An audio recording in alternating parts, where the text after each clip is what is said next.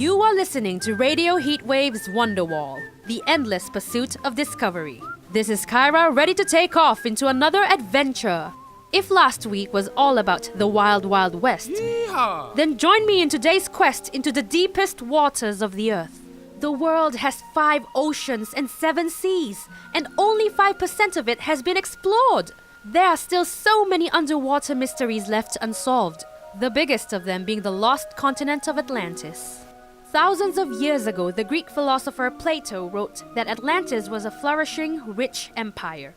But then the gods sent fire and earthquakes that destroyed the city, and the sea devoured it in a single day and night. Today, no traces of Atlantis can be found. Is it a legend or a myth? Nobody can tell for sure. Well, what other secrets do the oceans hold? Here we go! First stop, Asia!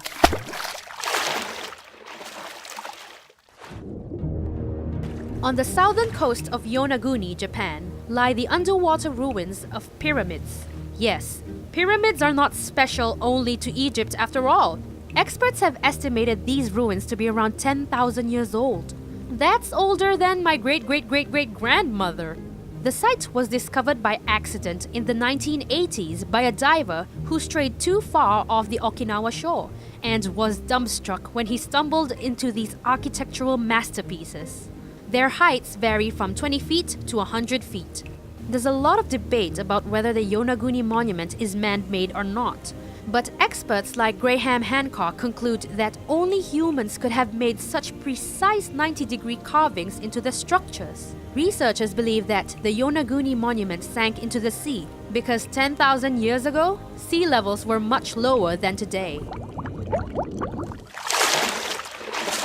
Okay, next, it's time to dive back into the Baltic Sea.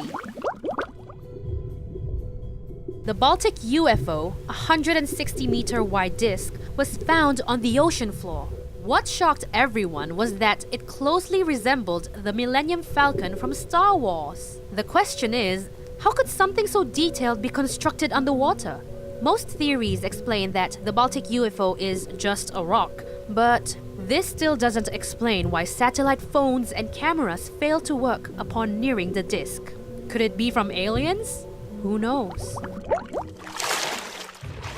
Well, that's it for today's underwater adventure. Join me again next week in a journey outer space. Until then, this is Kyra with Wonderwall, only on Radio Heatwave.